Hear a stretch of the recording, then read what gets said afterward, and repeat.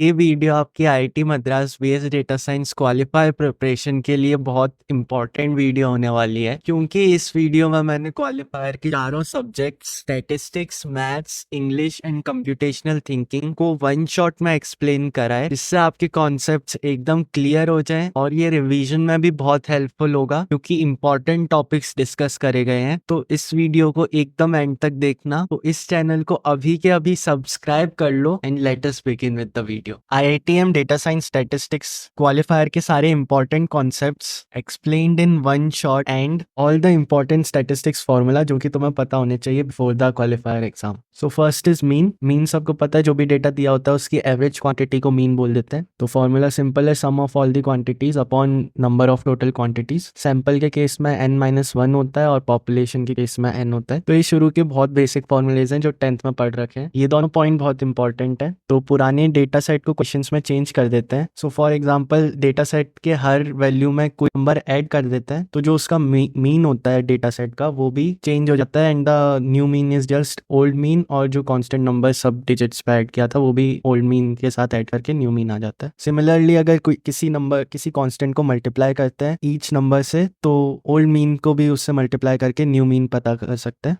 Now अगर digits repeating है और उनकी फ्रीक्वेंसी गिवन है, तो frequency of each digit multiplied by the digit और उनका समेशन कर देते हैं। ये सिग्मा समेशन डिनोट करता है। उन सब का समेशन करके डिवाइड कर देता है टोटल क्वांटिटी से, जो कि समेशन ऑफ ईच फ्रीक्वेंसी है, तो भी मीन की वैल्यू पता लग जाती है। और अगर डेटा सेट इस मैनर में है, जैसे कि 60 to 70 रेंज दे रखी है, तो उसका मिड पॉइंट जो कि 65 होगा उसको क्लास इंटरवल बोल देते हैं, और इसी क्लास इंटरवल को उसकी फ्रीक्वेंसी से मल्टीप्लाई करके टोटल फ्रीक्वेंसी से डिवाइड कर देते हैं, तो भी मीन पता चल जाता है। मोड वो होता है जो कि क्वांटिटी सबसे ज़्यादा बार रिपीट हुई है, यानी इसकी सबसे ज़्यादा फ्रीक्वेंसी, उसी को मोड कह देते हैं। और जैसा मीन के लिए होता है वैसे ही मोड के लिए होता है। मोड में भी कांस्टेंट ऐड कर देता है तो नया मोड पता लग जाता है, और अगर हर वैल्यू को कांस्टेंट से मल्टीप्लाई किया तो मोड में भी वही कांस्टेंट मल्टीप्लाई कर देता है तो नया मोड पता चल जाता है। तो ये वो सेम मीन वाले दो पॉइंट हैं इधर भी। अब मीडियन मिडिल वैल्यू को कहते हैं एक ऑर्डर डेटा सेट के, यानी कि अगर सारे नंबर्स असेंडिंग ऑर्डर में अरेंज्ड है तो जो मिडिल वैल्यू होगी उसको ही मीडियन कह देते हैं। मीडियन के दो फॉर्मूले होते हैं। अगर total number of observations odd है, यानी कि टोटल 7 ऑब्जर्वेशंस हैं, तो मीडियन 7+1/2 यानी कि फोर्थ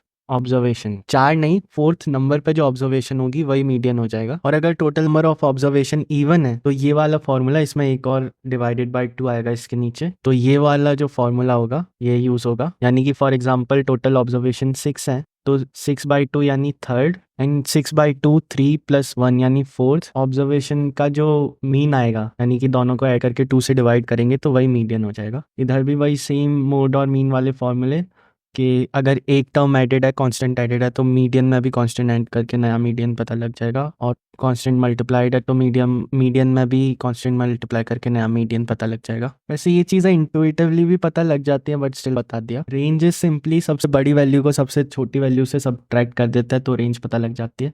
अगर सब नंबर्स में कांस्टेंट ऐड करा है तो रेंज में कुछ फर्क नहीं पड़ता है, लेकिन मल्टीप्लाई करा है कांस्टेंट तो ओल्ड रेंज में भी नया कांस्टेंट मल्टीप्लाई करके नई रेंज आ जाती है। Now variance spread of the data होता है, यानी कि ऑन एवरेज एक वैल्यू दूसरे वैल्यू से कितना वेरी करती है, कितना चेंज होती है। जितना ज़्यादा चेंज उतनी ज़्यादा variance. So this is the formula of variance. ये म्यू मीन सिग्निफाई करता है, ये मीन लिखा है, तो हर वैल्यू को डेटा सेट के मीन से सब्ट्रैक्ट करके उसका स्क्वायर कर देना है, और फिर इन सारे स्क्वायर्स का sum total number of value से डिवाइड करने पर वेरिएंस आ जाती है। और वही सेम सैंपल है तो n-1 होगा, पॉपुलेशन है तो n रहेगा। अगेन ये वही सेम फॉर्मूला रिपीट हो रहे हैं, इनको भी याद रखना। और स्टैंडर्ड डिविएशन बेसिकली वेरिएंस का स्क्वायर रूट होता है, तो वेरिएंस को स्क्वायर रूट कर दोगे तो स्टैंडर्ड डिविएशन आ जाएगी। Again these are to remember. Now percentile से हम किसी भी डेटा सेट में किसी भी वैल्यू की रिलेटिव स्टैंडिंग पता करते हैं। रिलेटिव कीवर्ड है, यानी उस डेटा सेट के हिसाब से, नॉट एब्सोल्यूट। नाउ अब क्वेश्चंस में क्या होता है कि कोई एक परसेंटाइल बता देंगे और हमें पता करना है कि कौन सी वैल्यू की डेटा सेट में वो परसेंटाइल है। सो फॉर एग्जाम्पल हमें बोल दिया कि 25th परसेंटाइल जिस वैल्यू की है वो वैल्यू फाइंड आउट करनी है, तो सबसे पहले डेटा सेट को असेंडिंग ऑर्डर में अरेंज करना है ऐसे। फिर जो परसेंटाइल फाइंड आउट करनी थी, इन दिस केस 25, तो 25 को 100 से डिवाइड कर देंगे तो हमें p की वैल्यू पता चल जाएगी। इन दिस केस p की वैल्यू 0.25 आएगी, और टोटल ऑब्जर्वेशन n से डिनोट होती है जो कि 10 है। तो नंबर इस फॉर्मूले से फाइंड आउट होगा NP, यानी कि 10 मल्टीप्लाइड बाय 0.25, जो कि 2.5 आता है। अब ये एक इंटीजर नहीं है, तो इससे जस्ट बड़ा जो इंटीजर होगा, इन दिस केस 3, उसको हम कंसिडर करेंगे।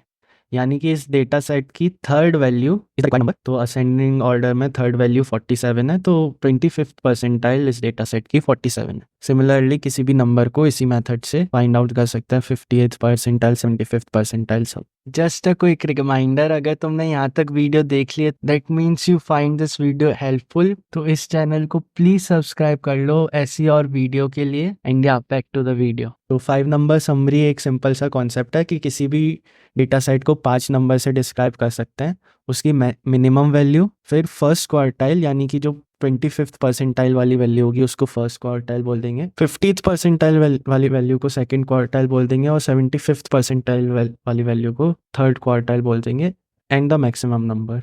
तो ये 5 नंबर 5 नंबर समरी बना देते हैं। नाउ इंटर क्वार्टाइल रेंज, ये बहुत ज़रूरी फॉर्मूला है, IQR एब्रीविएशन है। IQR बस 75th percentile minus 25th percentile होता है, यानी Q3 माइनस Q1 से IQR पता चल जाता है, और इस IQR की हेल्प से outliers of the data set find out कर सकते हैं।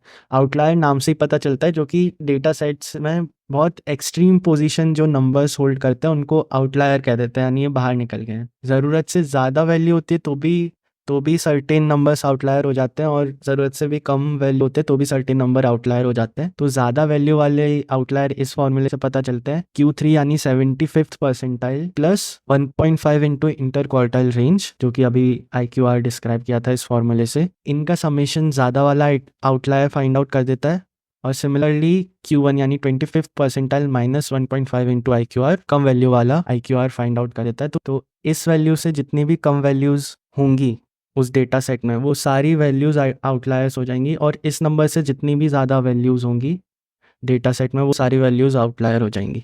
तो तुम ये नोटिस करोगे कि 4th वीक तक की स्टैटिस्टिक्स यानी क्वालिफायर की स्टैटिस्टिक्स बहुत ईजी है। बस इन फॉर्मूलाज को याद करना है, 1-2 बार इम्प्लीमेंट कर देना है प्रैक्टिस क्वेश्चंस में, कॉम्प्लिकेटेड कुछ नहीं है।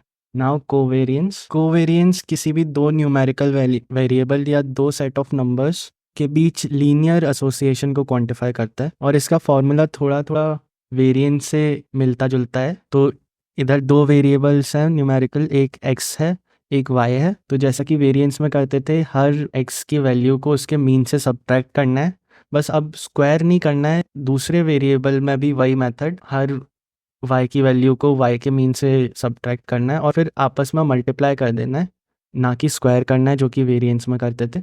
और फिर जो प्रोडक्ट आएगा हर वैल्यू का, इस प्रोडक्ट का समेशन करके टोटल नंबर ऑफ वैल्यूज से डिवाइड करने पर कोवेरियंस आ जाएगा। वही सेम पॉपुलेशन है तो n है, सिंपल है तो n-1 है। नाउ कोवेरियंस की मदद से कोरिलेशन कोफिशिएंट पता कर सकते हैं, जिसकी वैल्यू हमेशा -1 और 1 के बीच में रहती है। इसको R से डिनोट कर देते हैं, और इसका ये रहा फॉर्मूला, x और y की covariance upon product of x का स्टैंडर्ड डिविएशन इनटू y का स्टैंडर्ड डिविएशन, ये S ऑफ x यानी कि स्टैंडर्ड डिविएशन ऑफ x। तो इस फॉर्मूले से कोरिलेशन कोएफिशिएंट पता चल जाता है। अभी ये सारे फॉर्मूले कॉम्प्लिकेटेड लग रहे होंगे, बट एक बार किसी भी प्रैक्टिस क्वेश्चन के साथ अप्लाई कर देना तो प्रैक्टिस में आ जाएंगे, और एग्जाम में कैलकुलेटर भी प्रोवाइडेड होगा, तो घर पर भी कैलकुलेटर्स के साथ सॉल्व कर लेना। And now the final topic of qualifier, point biserial correlation coefficient. ये थोड़ा कॉम्प्लिकेटेड है, तो इसको एक एग्जाम्पल से समझ लेते हैं। तो फॉर एग्जाम्पल, ये डेटा सेट है, तो इधर तो जेंडर के लिए 1100 पहले से असाइन करा है, बट अगर मेल्स और फीमेल्स भी लिखा हो तो फॉर एग्जांपल मेल्स को 1 और फीमेल्स को 0 वैल्यू असाइन कर सकते हैं, या वाइस वर्सा रैंडम। तो अब इस डेटा सेट के कॉन्टेक्स्ट में फॉर्मूले पे वापस आते हैं। अब इधर जो y0 लिखा है ये मीन है फीमेल टेस्ट स्कोर्स का, और इधर जो y1 है वो मीन है मेल टेस्ट स्कोर्स का। तो mean of male test scores को mean of female test score से सब्सट्रैक्ट कर देंगे, और उसको डिवाइड कर देंगे पूरे न्यूमेरिकल वेरिएबल के स्टैंडर्ड डिविएशन से। यानी कि ये इरेस्पेक्टिव ऑफ फीमेल या मेल के टेस्ट स्कोर्स हैं, उन सब का ही स्टैंडर्ड डिविएशन निकाल के डिवाइड कर देंगे, और ये सब मल्टीप्लाई इस वैल्यू से होगा। इधर फॉर एग्जांपल P0 जो है वो है number of observations associated with 0, यानी जितने भी number of female test scores हैं उनको total number of test scores यानी टोटल नंबर ऑफ ऑब्जर्वेशन से डिवाइड करने पे पी नॉट आ जाएगा, और सिमिलरली P1 जो कि मेल टेस्ट स्कोर्स के लिए है, वो भी आ जाएगा। तो इनको मल्टीप्लाई करके इनका जो स्क्वायर रूट होगा वो ये वैल्यू हो जाएगी, और इस कैलकुलेशन से पॉइंट बास सीरियल कोरिलेशन कोएफिशिएंट आ जाएगा। अगेन कॉम्प्लिकेटेड लगता है, बट अपने आप कैलकुलेटर के साथ सॉल्व करोगे तो बहुत ईजी लगेगा। कुछ सिंपल थ्योरी के पॉइंट्स रह जाते हैं, जैसे कि descriptive analysis and inferential analysis, और भी कुछ सिंपल थ्योरी रह जाती है, वो ग्रेडेड असाइनमेंट्स से देख लेना। बाकी that is it for the one shot statistics for qualifier, and also a big thank you to Aditya. I don't know his surname, but he posted this formula sheet on Open Notes, which is very helpful obviously. Qualifier में इतना ही simple पूछते हैं, बस practice कर लेना and you are good to go. So please subscribe to this channel अगर ये video helpful लगी। IIT Madras BS data science qualifier mathematics explained in one shot, यानी कि सारे इंपॉर्टेंट मैथ्स के concepts and formulas qualifier exam के लिए इस एक वीडियो में कंप्लीट हो जाएंगे। इस वीडियो में क्विक रिवीजन होगा, तो हो सकता है कि कुछ चीजें क्वेश्चन सॉल्व करने से ही क्लियर हो, तो उसके लिए मैं एक अलग से previous year question paper solving video बनाऊंगा। अगर वो मिस नहीं करनी है तो अभी प्लीज चैनल को सब्सक्राइब कर लो। एंड या let's get started. Cardinality of set, तो cardinality of set is simply the number of items in a set, तो इसकी कार्डिनैलिटी सिंपली 3 हो जाएगी। Power set is basically the collection of all the subset of a set, तो ABC के जितने subset बनेंगे वो सब पावर सेट का पार्ट होंगे, जो कि इधर है। और पावर सेट की कार्डिनैलिटी 2 की पावर n और n नंबर ऑफ एलिमेंट्स होता है। तो this is the formula, so the highlighted is the formula for the power set. तो फंक्शन सबको पता है क्या होता है, किसी भी एक x की वैल्यू जब y में कन्वर्ट हो जाती है तो उस मशीन को ही फंक्शन कह देते हैं जो कि कन्वर्ट कर रही है वैल्यू को। जो x का सेट होता है उसको डोमेन कहते हैं, और जो y का सेट होता है उसको कोडोमेन कहते हैं। कोडोमेन की वैल्यूज को इमेज भी कह देते हैं। तो 1-to-1 फंक्शन वो होते हैं जिसमें हर डोमेन की वैल्यू की एक यूनिक इमेज होती है, यानी y सेट में एक यूनिक वैल्यू होती है, और कोडोमेन की कोई भी एक वैल्यू को डोमेन की 2 या उससे ज्यादा वैल्यू असाइन नहीं होती है, सिर्फ एक वैल्यू असाइन होती है। और ऑन टू फंक्शंस वो होते हैं जिसमें रेंज और कोडोमेन एक ही होती हैं। Range is basically the actual values जो y कंटेन करता है, और codomain is all the possible values जो y कंटेन करता है। सो फॉर एग्जांपल इधर y एक सेट ऑफ रियल नंबर्स है, यानी रियल नंबर की कोई भी वैल्यू हो सकती है, तो y की कोडोमेन रियल नंबर्स है, लेकिन y की रेंज ये है 3 to 1। सो इधर रेंज बहुत लिमिटेड है और कोडोमेन बहुत ज्यादा बड़ी है और इक्वल नहीं है, तो ये वाला फंक्शन ऑन टू नहीं होगा। लेकिन अगर y की कोडोमेन भी 3 to 1 होती है और रेंज भी 3 to 1 होती तो ये फंक्शन ऑन टू हो जाता। बाइजेक्टिव फंक्शन वो होते हैं जो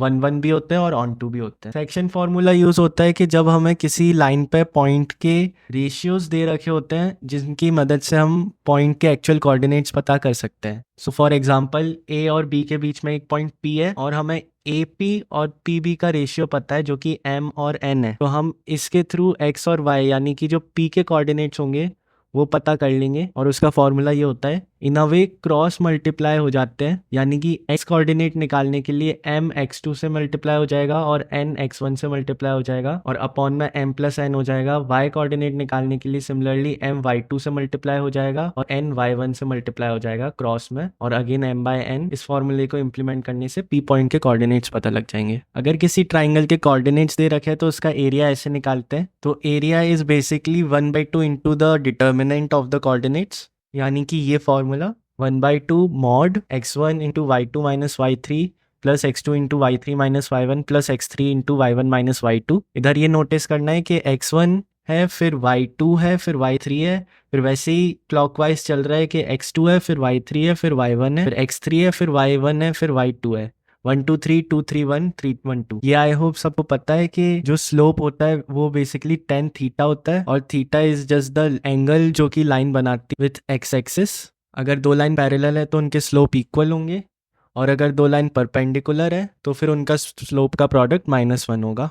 अगर दो लाइंस इंटरसेक्ट करती हैं और वो बीच में एंगल थीटा बनाती हैं, तो ये फॉर्मूला याद रखना है कि tan theta is equal to m2 minus m1 upon 1 plus m2 m1, और m2 m1 being the slope of respective lines. General equation of a line सबको पता है ax plus by plus equal to 0 होती है। अगर कोई line horizontal है तो y कांस्टेंट होगा, अगर वर्टिकल है तो x कांस्टेंट होगा। और ये चारों different ways of representing equation of a line होती है। सबसे पहले ये पॉइंट स्लोप फॉर्म, यानी कि केवल एक पॉइंट और स्लोप दे रखा है तो लाइन को ऐसे रिप्रेजेंट कर सकते हैं, y equal to m multiplied by x minus x naught, और फिर बाहर y नॉट ऐड हो रहा है। 2 पॉइंट दे रखे हैं तो ये फॉर्मूला है y2 minus y1 upon x2 minus x1, ये स्लोप का फॉर्मूला होता है। इधर भी m स्लोप है। स्लोप इंटरसेप्ट फॉर्म, इंटरसेप्ट वो पॉइंट होता है जहां लाइन एक्सिस को कट करती है, तो y इंटरसेप्ट वो है जिधर लाइन y एक्सिस को कट कर रही है, और x इंटरसेप्ट वो है जहां लाइन x एक्सिस को कट कर रही है। तो उसके अकॉर्डिंगली y इंटरसेप्ट होता है तो y is equal to m x plus c formula होता है, और x इंटरसेप्ट होता है तो y is equal to m into x minus d formula होता है। और at the end intercept form होती है x by a plus y by b, a and b being x and y intercept respectively. अगर हमें किसी point का distance निकालना है एक लाइन से तो ये फॉर्मूला यूज होता है। तो हमें x1 y1 पॉइंट के कोऑर्डिनेट्स दिए रहेंगे और लाइन की इक्वेशन दी रहेगी। हमें इन कोऑर्डिनेट्स को लाइन की इक्वेशन में पुट करना है, जैसा कि इधर न्यूमरेटर में करा है, और नीचे लाइन के दोनों कोएफिशिएंट को स्क्वायर करके ऐड करके उनका अंडर रूट कर देना है, तो फिर डिस्टेंस निकल आएगा। Similarly distance between two parallel lines निकालना है तो उन दोनों का जो उन दोनों लाइन की जो C1 और C2 की वैल्यू है उनको न्यूमरेटर में सब्ट्रैक्ट कर दो, और डिनोमिनेटर सेम रहेगा a square plus b square का अंडर रूट। अगला कॉन्सेप्ट है स्ट्रेट लाइन फिट, जो कि मशीन लर्निंग में बहुत ज़्यादा इंपॉर्टेंट होता है। इसमें हम स्क्वायर्ड सम एरर को कैलकुलेट करते हैं। इधर हमें एक लाइन की इक्वेशन दी रहेगी और कुछ सेट ऑफ पॉइंट्स दिए रहेंगे, और फिर हमें हर एक पॉइंट पे x की वैल्यू को लाइन की इक्वेशन में पुट करना है, और फिर जो वैल्यू आएगी उसको उस कोऑर्डिनेट की y की वैल्यू से सब्सट्रैक्ट करके स्क्वायर कर देना है, और फिर इस सब का जो सम कर देंगे हम तो स्क्वायर्ड सम एरर आ जाएगा, जो यही सिम फॉर्मूला इधर लिखा है। क्वाड्रेटिक फंक्शंस, तो क्वाड्रेटिक फंक्शंस की जनरल फॉर्म ये होती है ax square plus bx plus c। Slope of the function is basically the determinant of ax square plus bx plus c, जो कि 2ax प्लस b होता है। और एक्सिस ऑफ सिमेट्री, यानी कि वो लाइन जो कि पैराबोला को आधे में काट दे, उस लाइन को एक्सिस ऑफ सिमेट्री कहते हैं। और parabola is the figure which the quadratic function makes. तो एक्सिस ऑफ सिमेट्री का ये फॉर्मूला होता है x is equal to minus b by 2a, और solution of a quadratic function का ये फॉर्मूला होता है minus b plus minus square root b square minus 4ac upon 2a, जिसको 9th में श्री धराचार्य फॉर्मूला भी कहते थे शायद। इधर ये part under root b square minus 4ac बहुत इंपॉर्टेंट हो, इसको डिस्क्रिमिनेंट भी कहते हैं। अगर डिस्क्रिमिनेंट 0 के इक्वल है तो यानी कि जो रूट्स होंगे, roots are the solution of the quadratic function, वो रियल होंगे। अगर d ग्रेटर देन 0 है तो डिस्टिंक्ट रियल रूट्स होंगे, और अगर d लेस देन 0 है तो डिस्टिंक्ट इमेजिनरी रूट्स होंगे। वर्टेक्स फॉर्म भी होती है पैराबोला की, y is equal to a multiplied by x minus h का whole square plus k। h और k वर्टेक्स के कोऑर्डिनेट होते हैं, और वर्टेक्स जिसको नहीं पता है वो बेसिकली ये the bottom most point of the parabola vertex होता है। डिग्री ऑफ अ पॉलिनोमियल, यानी कि max power of a polynomial function, यानी कि एग्जाम्पल में ये पॉलिनोमियल दे रखा है तो इधर 4x square into Y square, यानी कि इसकी पावर 4 है जो कि सबसे ज़्यादा है, तो इस पॉलिनोमियल की डिग्री 4 हो जाएगी। आई होप सबको डिवीजन ऑफ अ पॉलिनोमियल आता है। अगर नहीं आता है तो मैं इधर एक्सप्लेन नहीं कर रहा हूँ, एक ट्यूटोरियल देख लो, बहुत वाइडली अवेलेबल होगा यूट्यूब पे। एक बार तुमने पॉलिनोमियल को फैक्टराइज कर लिया इस फॉर्म में, where p is the degree of the polynomial and x minus a x minus a2, इस वे में फैक्टराइज हो गए हैं पॉलिनोमियल। और अगर डिग्री पॉलिनोमियल की इवन है तो पॉलिनोमियल कुछ ऐसा शेप बनाएगा वेयर वो एक जगह स्लोप 0 होगा और फिर वो बाउंस ऑफ कर जाएगा। और अगर पॉलिनोमियल की डिग्री ऑड है तो वो ऐसा शेप बनाएगा, एक जगह पॉलिनोमियल का स्लोप 0 होगा और फिर वो दूसरे डायरेक्शन में चला जाएगा। तो इसके थ्रू तुम पॉलिनोमियल का एंड बिहेवियर पता कर सकते हो। अगर पॉलिनोमियल का लीड कोएफिशिएंट भी पॉजिटिव है तो वो ऊपर से स्टार्ट होगा, और depending on the degree being even और ऑड वो एंड में ऊपर जाएगा या नीचे जाएगा, वो पता कर सकते हो। Similarly in the case of negative also, negative के केस में पॉलिनोमियल स्टार्ट नीचे से होगा। सो क्वालिफायर का सिलेबस यहीं तक है। Now a very important note, ये बस एक ओवरव्यू है पूरे सिलेबस का, केवल इसकी हेल्प से एग्जाम क्लियर नहीं होगा। इसके बाद जो मैं प्रॉब्लम सॉल्विंग वीडियो डालूंगा प्रीवियस ईयर क्वेश्चंस की, उसको देखना बहुत ज़्यादा ज़रूरी है। तो इस चैनल को सब्सक्राइब कर लो उस वीडियो के लिए। सब कुछ about the IIT Madras BS data science English qualifier exam explained in one quick video. उसके लिए पहले प्रीवियस ईयर का क्वेश्चन पेपर देख लेते हैं इंग्लिश का। So this is the question paper. Total 23 question है, बट बहुत क्विक और बहुत शॉर्ट क्वेश्चन होते हैं। So let us jump to the part जिसमें लोगों को यूजुअली दिक्कत आती है, and it is this kind of questions. Which among the following words carry the sound F between slashes in them. So the answer for this is photosynthesis, trough and fist. Photosynthesis और trough words में even though F letter नहीं आ रहा है, लेकिन F की sound यानी कि फ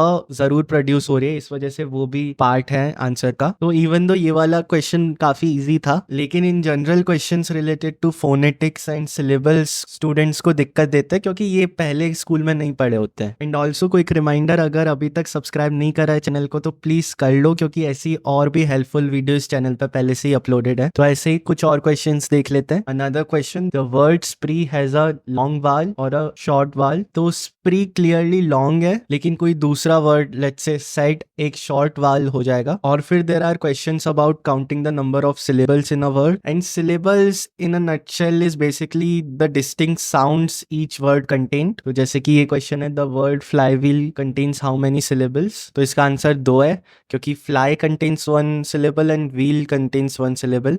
So ये कुछ नए टाइप के क्वेश्चंस लग सकते हैं जो मैंने अभी डिस्क्राइब करे. For them you can watch the lectures provided by IITM, या फिर प्रैक्टिस करने से भी आसानी हो सकती है. Notes would be available too. Now बाकी के क्वेश्चन देख लेते हैं जो कि इतने नए नहीं लगने चाहिए. तो इधर ये 5 कॉम्प्रिहेंशन बेस्ड क्वेश्चंस हैं, और मेरे हिसाब से बहुत ईजी होता है इन क्वेश्चंस का level, may be 10th class के कॉम्प्रिहेंशन के इक्विवेलेंट. तो for example, what is the degree of the adjective profoundest? तो ऑब्वियसली सुपरलेटिव डिग्री का है ये. ऐसे इजी क्वेश्चंस होते हैं. Similarly for the audio comprehension, जिसमें एक ऑडियो फाइल दे देंगे जिसको तुम चाहे जितनी भी बार प्ले कर सकते, और उसके लिए अपने खुद के ईयरफोन कैरी करने होंगे. And at the end there are these grammatical questions. तो इसमें एक टेलीफोनिक कन्वर्सेशन में फिल इन द ब्लैंक्स करने हैं. And somehow these English questions help for IT service related scenarios. बस मेरी ऑब्जर्वेशन है ये. तो यह बेसिक ग्रामेटिकल क्वेश्चंस होंगे जिनके लिए पहले से कुछ ज़्यादा प्रिपेयर नहीं करना होगा. May be you can